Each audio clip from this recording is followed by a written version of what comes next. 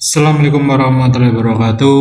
Kembali lagi di kelas online saya. Hari ini kita akan kembali studi kasus, yaitu lebih lengkapnya studi kasus untuk penggunaan fungsi VLOOKUP. Tapi sebelum itu, semoga rekan-rekan semuanya dalam keadaan sehat walafiat, tidak kekurangan satu apapun, dan dalam keadaan yang bahagia. Oke, jadi hari ini kita mau studi kasus untuk penggunaan fungsi VLOOKUP. Di sini ada daftar penjualan PT CTC Komputer. Ini tabelnya seperti ini. Lalu di samping kanan ada tabel bantunya, tabel bantu kode barang, sama ada tabel PPN gitu ya. Lalu ketentuan soalnya, nama barang harga satuan diambil dari tabel kode barang dengan menggunakan VLOOKUP. Jadi nama barang dengan harga satuan itu diambil dari tabel barang, diambil dari tabel ini menggunakan fungsi VLOOKUP. Jadi harga nama barang dan harga satuannya.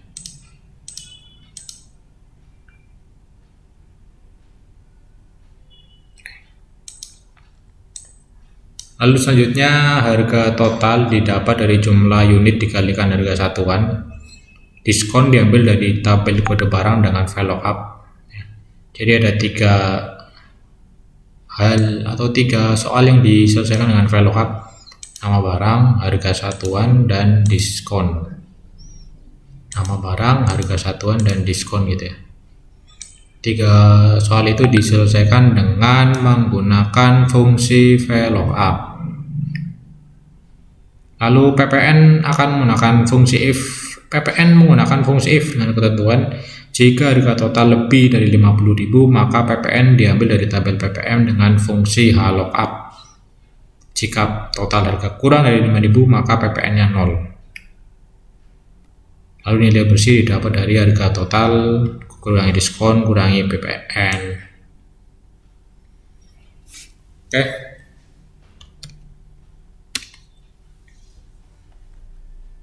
Jadi pertama yang penyelesaian soal yang nama barang gitu ya. Nama barang di sini kita menggunakan VLOOKUP. Kita akan bahas kenapa fungsinya jadi seperti ini. Ini kita menyelesaikannya dengan fungsi VLOOKUP. Kenapa? Karena tabelnya bentuknya vertikal gitu ya. Sama dengan VLOOKUP B8. Kenapa di sini B8? Karena diambil dari sini.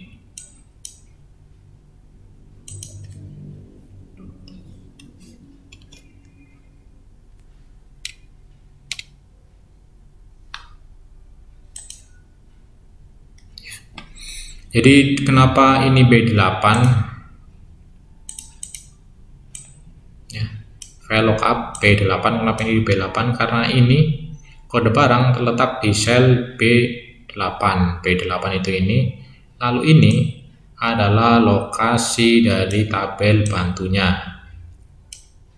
Tabel bantunya terletak di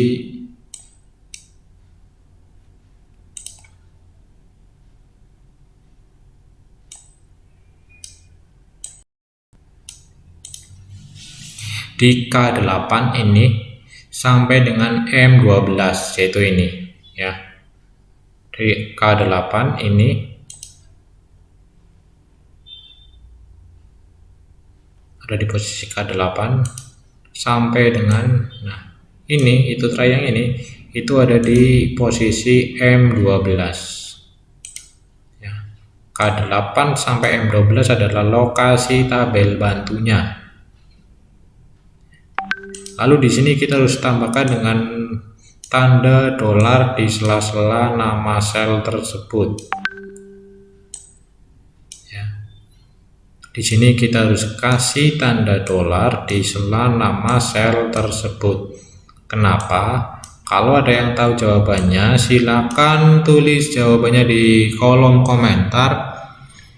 Bagi yang jawabannya benar dan beruntung, nanti akan mendapatkan sedikit hadiah dari saya.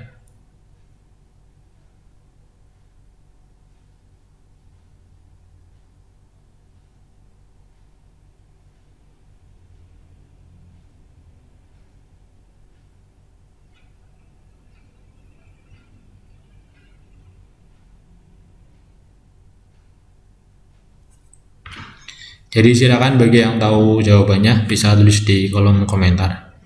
Lalu dua ini adalah ini. Kenapa di sini dua? Karena nama barang terletak di kolom atau baris kedua itu. Ini kita mau ngambil ini, maka di sini dua.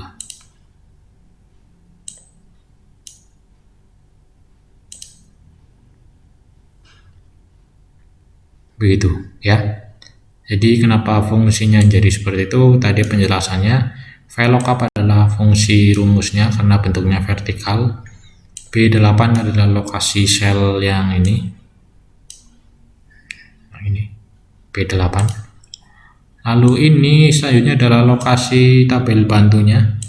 Kita harus menyertakan tanda dolar di antara sela-sela nama sel. Lalu dua adalah nomor urut dari kolom atau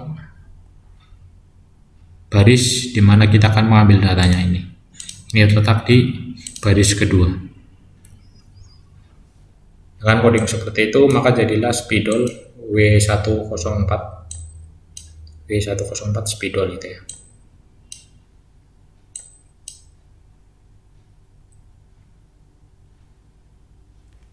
Dan lain sebagainya. Itu adalah penggunaan fungsi VLOOKUP ya. Lalu harga satuan sama ya.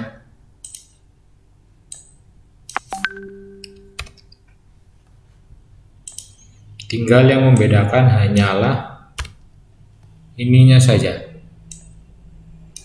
Kenapa 3? Karena di sini ini terletak di baris ketiga itu. Nah, ini terletak di baris ketiga, maka di sini 3. Kita mau ngambil data yang ini.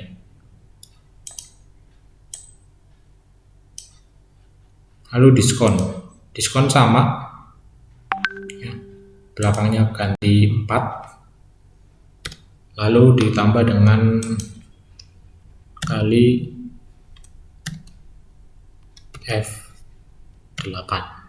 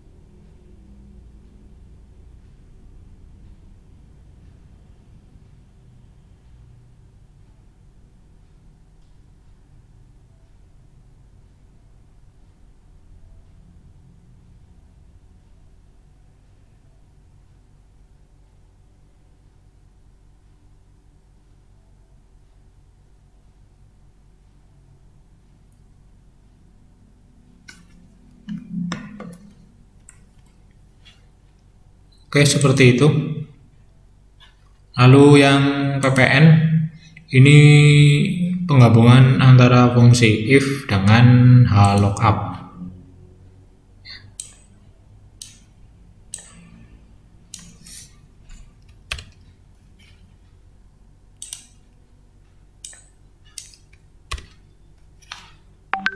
Saya akan jelaskan fungsinya. Ini saya enter ya karena kepanjangan.